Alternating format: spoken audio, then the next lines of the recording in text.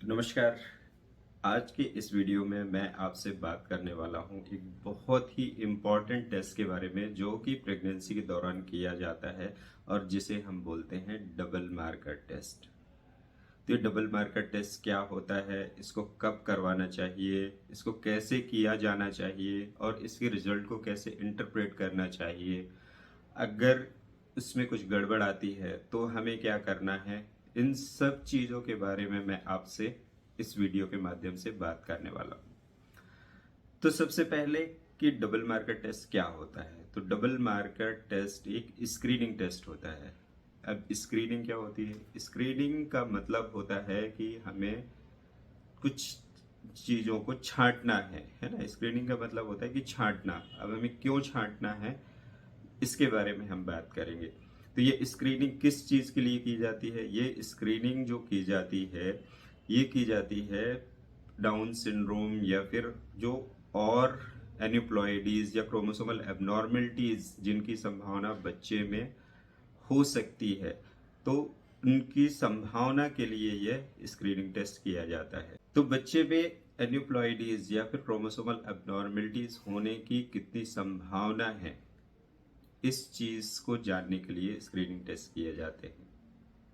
तो आखिर ये स्क्रीनिंग टेस्ट लेकिन क्यों करना चाहिए? क्योंकि जो भी महिला प्रेग्नेंट है, इर्रिस्पेक्टिव ऑफ कि उसकी उम्र कितनी है या फिर उसमें और कोई रिस्क फैक्टर है या नहीं है, तब भी जो भी महिला प्रेग्नेंट है उसमें के हर एक बच्चे में डाउन सिंड्रोम होने की संभावना है या फिर कुछ और क्रोमोसोमल एबनॉर्मलिटीज होने की संभावना रहती है। तो इन डाउन सिंड्रोम या फिर और जो क्रोमोसोमल एबनॉर्मलिटीज हैं, इनको हम कैसे पता लगा सकते हैं? तो अगर हम इनका 100% पता लगाना चाहते हैं तो हमें इन्वेजिव टेस्ट करना चाहिए। मतलब कि जैसे कि एनिप्लॉइडी है या क्रोमोसोमल एबनॉर्मलिटीज है, तो ये होती है क्रोमोसोम्स के नंबर में वेरिएशन होने की वजह से। तो उन वेरिएशंस का कैसे पता चलेगा? या तो हम डायरेक्टली बच्चे के क्रोमोसोम्स देख लें। तो बच्चे के क्रोमोसोम्स देखने के लिए जो तकनीक होती है वो होती है या तो कोरियोनिक विलस सैंपलिंग किया जाए या फिर एमनियोसेंटेसिस किया जाए, और उसके बाद हम बच्चे का जेनेटिक टेस्टिंग, उसमें से जेनेटिक टेस्टिंग करके और फिर हम क्रोमोसोम के नंबर पता कर सकते हैं, जिससे हमें ये पता लग जाएगा कि बच्चे में कहीं कोई क्रोमोसोमल एबनॉर्मेलिटीज तो नहीं है। तो आखिर यही टेस्ट सब में क्यों नहीं किया जा रहा है? तो पहली चीज ये कि इसमें ये इन्वेजिव टेस्ट होता है। दूसरा ये कि हर किसी में ये किया जाना संभव नहीं है, क्योंकि हर एक महिला जो भी प्रेग्नेंट है वो सब रिस्क में है। तो उन रिस्क को पता करने के लिए हमको सबको टेस्ट करना पड़ेगा। जितनी महिलाएं हैं हमें सबके इन्वेजिव टेस्टिंग करने होंगे। तो ये संभव नहीं हो पाता है। क्यों संभव नहीं हो पाता है?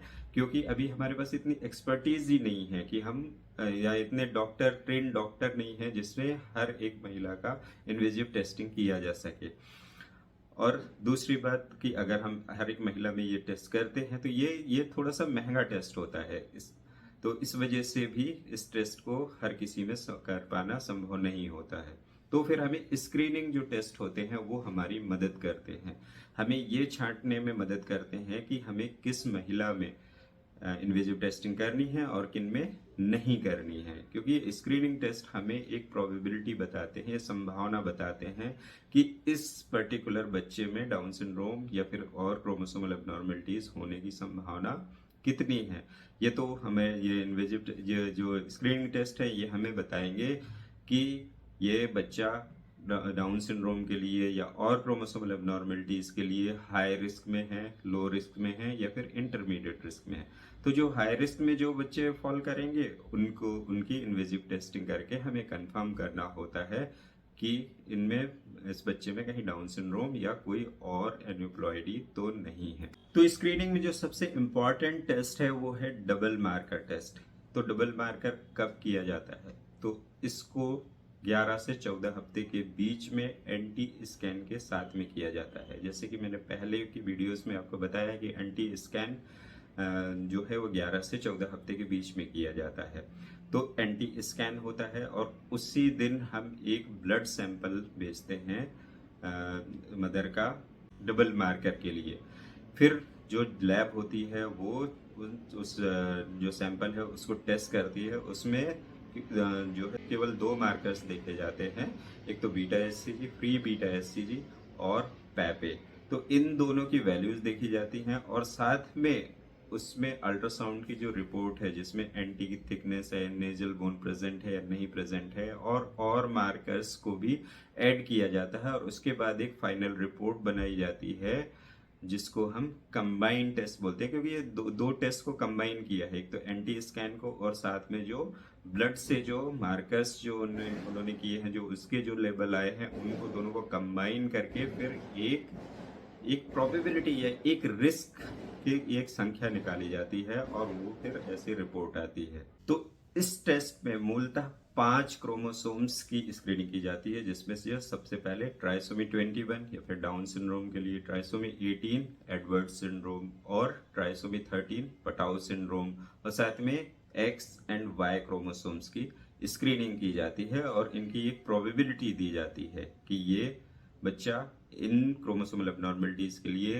हाई रिस्क है, लो रिस्क है या इंटरमीडिएट रिस्क है। अब अगर जो लो रिस्क होते हैं उनमें तो हमें कुछ नहीं करना होता है, और जो हाई रिस्क में फॉल करते हैं उनमें हमें कंफर्म करना होता है, या फिर हम बोल सकते हैं कि उनको हमें सिलेक्ट करना होता है कि हम इनका एमनियोसेंटेसिस करें या फिर सीवीएस करें, कोरियोनिक विलस सैंपलिंग करें और फिर कंफर्म करें कि बच्चे में कहीं कोई क्रोमोसोमल एबनॉर्मेलिटी तो नहीं है। तो ये अगर डाउन सिंड्रोम है तो उसमें जो नंबर लिख के आता है कि अगर 1/250 से अगर ज़्यादा रिस्क है तो फिर हम उसको बोलते हैं कि ये हाई रिस्क में है। इसी तरह से ट्राइसोमी 13 और 18 के लिए 1/100 का नंबर है। जो हमारी जो लैब जो रेफरेंस लैब होती है, ये रेफरेंस लैब टू लैब जो है वो वेरी भी कर सकता है। तो 1/250 या फिर का मतलब क्या होता है ये भी हमें जानना जरूरी कि हाई रिस्क में जो एक उन्होंने जो नंबर दिया है उसका आखिर क्या मतलब है। तो जैसे हम मान लेते हैं कि अगर आपकी कंबाइंड टेस्ट की रिपोर्ट आई है और उसमें डाउन सिंड्रोम के लिए जो रिस्क आया है वो आया है 1/100। तो 1/100 का मतलब क्या है ये हम जानने की कोशिश करते हैं। तो 1/100 का मतलब ये है कि अगर आपके जैसी 100 महिलाएं हैं जिनका वेट, एज, उनकी हाइट और जो है उनकी अल्ट्रासाउंड के जो मार्कर्स हैं वो अगर सेम हैं, तो ऐसी 100 महिलाओं में से किसी एक के बच्चे को डाउन सिंड्रोम होने की संभावना है। अगर हम दूसरे शब्दों में इसी चीज को बोले तो उन 100 में से जो 99 महिलाएं हैं, जो 99 महिलाएं हैं, उनके बच्चे में डाउन सिंड्रोम होने की संभावना नहीं है। इसका मतलब ये हुआ कि 100 में से किसी एक के बच्चे को डाउन सिंड्रोम होने की संभावना है। तो अगर डबल मार्कर या कंबाइंड टेस्ट आपका हाई रिस्क आ रहा है तो फिर क्या करना चाहिए?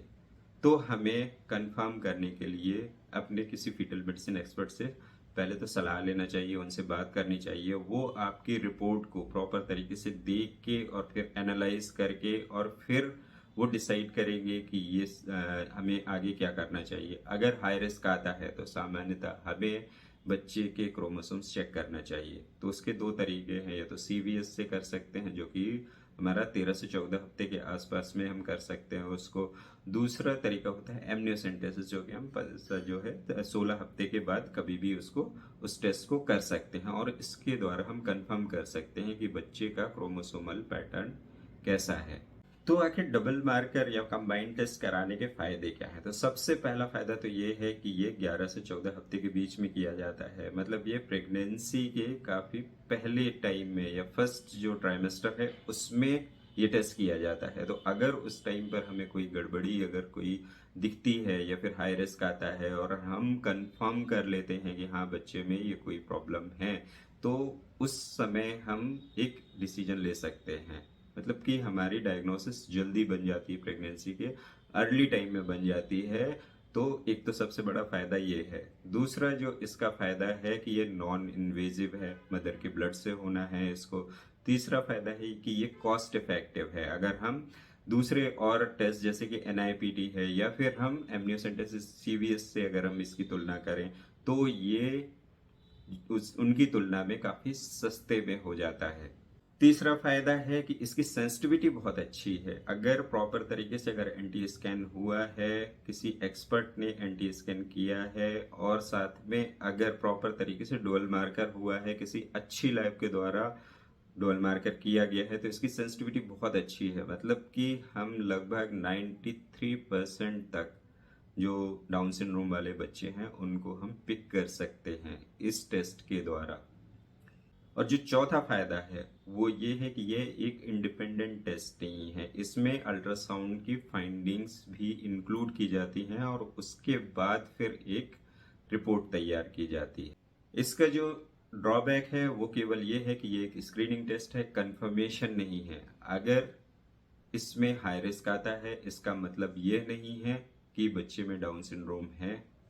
अगर ये लो रिस्क आता है तो इसका मतलब यह भी नहीं है कि बच्चे में डाउन सिंड्रोम नहीं है। हाँ, लेकिन प्रोबेबिलिटी उसमें कम है। जिनके लो रिस्क आ रहे हैं, जिसका भी अगर लो रिस्क आता है तो उनमें डाउन सिंड्रोम होने की प्रोबेबिलिटी कम होती है, और जिन बच्चों के डाउन सिंड्रोम के रिस्क हाई रिस्क में आते हैं उनमें डाउन सिंड्रोम होने की प्रोबेबिलिटी ज़्यादा होती है।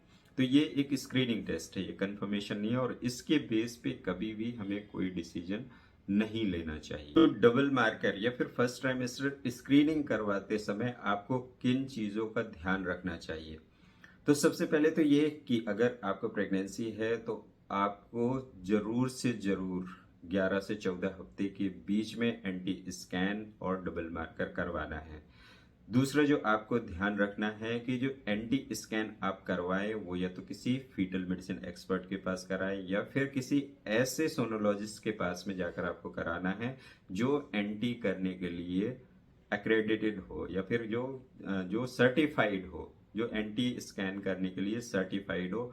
ऐसे ही सोनोलॉजिस्ट के पास जाकर आपको एंटी स्कैन करवाना है। फिर आपको ब्लड टेस्ट के लिए जो सैंपल देना है वो आपको उसी दिन देना है, क्योंकि जो ब्लड के जो मार्कर्स होते हैं उनके लेवल को रिलेट किए जाते हैं जो अल्ट्रासाउंड में बच्चे की लंबाई होती है। अगर हम अगले दिन देते हैं तो उनमें फिर गड़बड़ी आने की संभावना हो जाती है, हमारा टेस्ट गड़बड़ आ सकता है। तीसरी चीज जो आपको ध्यान रखनी है कि जिस भी लैब में ये डबल मार्कर टेस्ट भेजे जाएं वो एक अच्छी लैब हो जो केवल जेनेटिक टेस्टिंग करती हो और जो सर्टिफाइड लैब हो।